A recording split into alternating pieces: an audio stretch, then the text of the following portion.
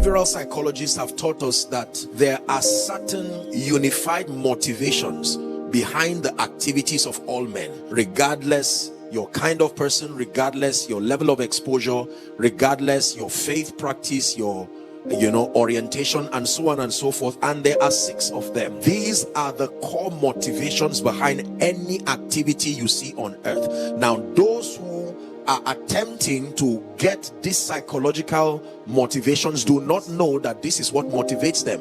Is the reason you desire to have a family, a car, a job, promotion, literally everything. And I'm going to run the list for you. Are you ready? Are we together?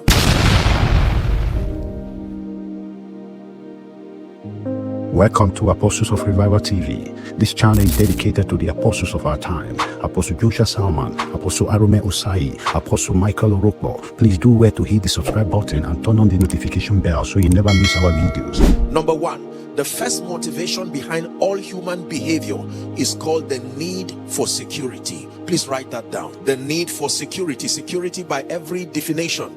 Financial security, security as we know physically, and so on and so forth. There is such an obsession in men for security. They are not aware as to the extent of their desire for security by any and every definition. It's the reason why people join occult groups.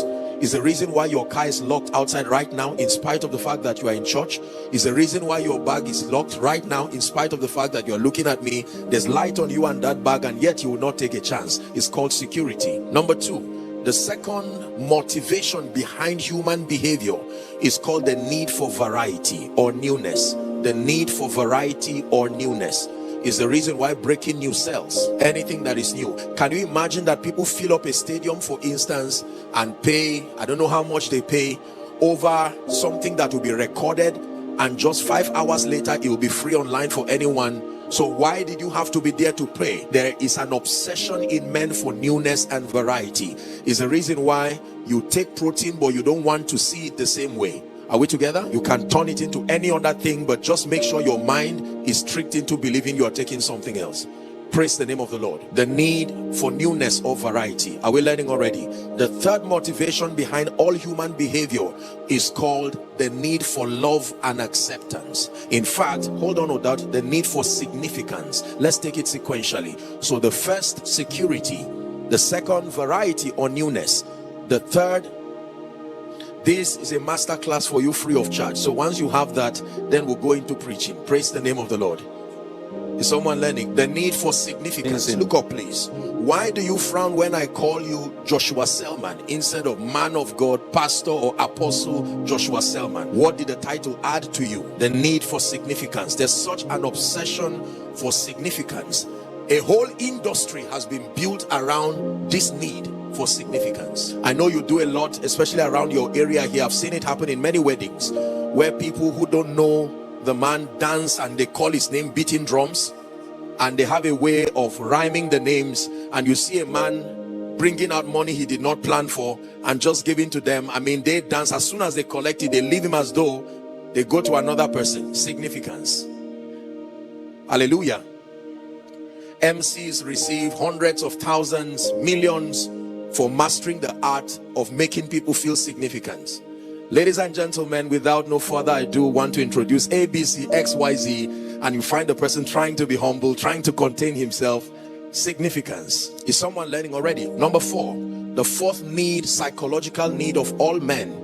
And it's important what you are learning because it will connect to the subject of purpose and fulfillment. The fourth motivation behind all human behavior is the need for love and acceptance. You pay attention to that. It's a very serious one. The worst thing that can happen to any human being from a psychological standpoint is rejection. That word rejection, it can wreck a person more than something physical. It's an emotional wound that can last for a lifetime. Love and acceptance. Number 5, the fifth motivation behind human desires, activities, and needs is the need for growth. The need for growth. That's why you celebrate graduations. That's why you celebrate promotions. That's why you celebrate intellectual milestones, because it gives you and those who care to know a perception that you are growing. Hallelujah. Unfortunately, the only kind of growth that is natural is biological growth. Every other kind of growth is structurally engineered. If you want to grow intellectually, it's something that is going to be a harvest of seeds, intellectual seeds that you sow. And the sixth, for sake of time, the sixth and the final motivation behind all human needs is the need or the desire for impact and contribution. Impact and contribution is almost an unwritten rule that when you succeed to a measure, immediately society believes it and they put pressure on you to create a structure around your life to give back to society, whether an NGO, a foundation, whatever you call it. They even reward you. Am I right on that? They give grants and all kinds of things. So a quick recap: the 6 motivations behind human behavior.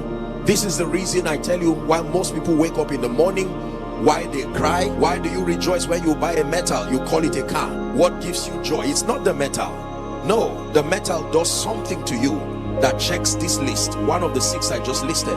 Why do you hold a piece of paper? You call it a certificate, and you dance around and feel very fulfilled. Why do you hold another piece of paper? You call it naira or dollar or pound, and you look so motivated and secured in the presence of that paper, or perhaps a card. Hallelujah. Why do you construct sand? You call it a house, and you live so comfortably and secured in it. All of these things are not the things that really give us fulfillment. They feed back into one or more of these lists: the need for security, the need for newness or variety, the need for significance, the need for love and acceptance, the need for growth, and the need for impact and contribution.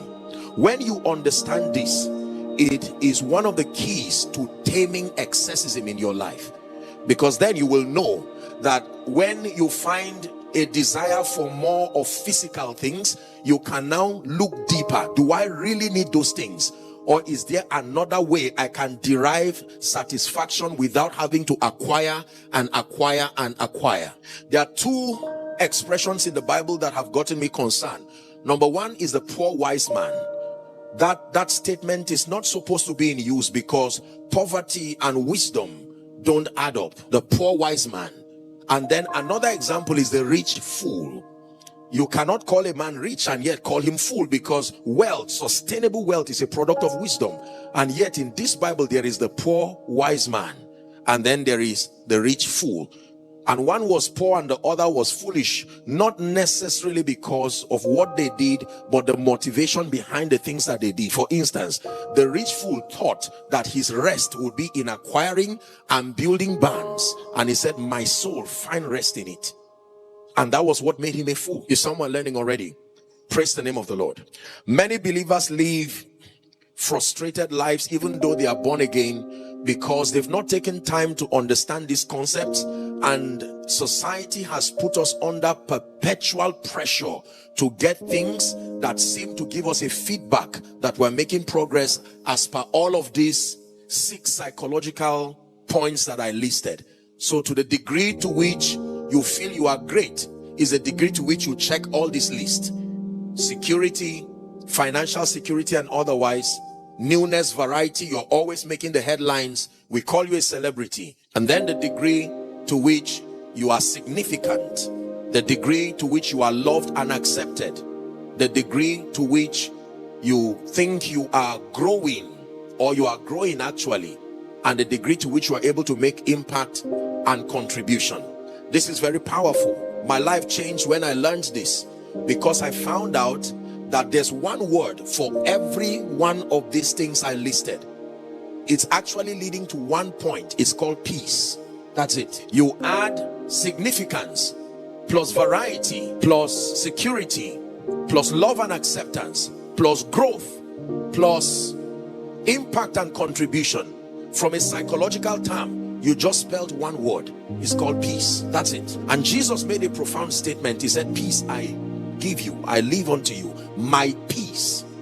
My peace. That means there is a way you can route through me and get all of these things, the satisfaction that comes from significance. Please lend me your attention. Now we're building my discussion. I'm showing you that there is the human way of achieving all of these things. You can fight, you can lie, you can doctor information, you can live in anger, all because you are trying to check this psychological list. You need security by all means. So whether it means manipulating figures to get money, you need newness by all means. You need love and acceptance by all means. Even if it means compromising your faith, doesn't matter.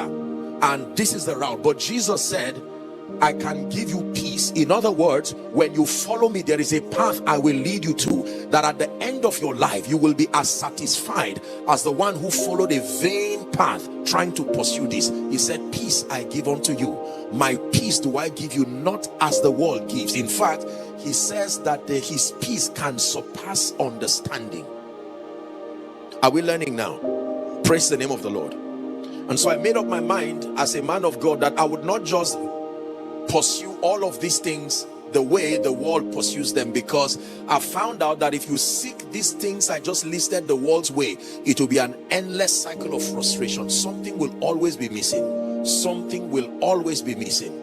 There are many people, the older they are, the angrier they get about life and about everyone. They hate themselves, they hate others. They are wounded through their history, their life. They wound others. Society seems to be confused because most people do not know that only God can really give a man peace. So they try to route it through education, and it only goes so far. They route it through money. They stretch their intellect from border to border, all in a bid to find fulfillment. It only goes so far. They try family life. It only goes so far. They try recognition, joining groups and associations. It only goes so far. At the end of their life, they are angry because they spent their life investing energy, investing money, and in the end they don't seem to find wholesome peace. And here's what Jesus said. He says, come unto me, all ye that are weary and heavy laden. He said, I will give you rest.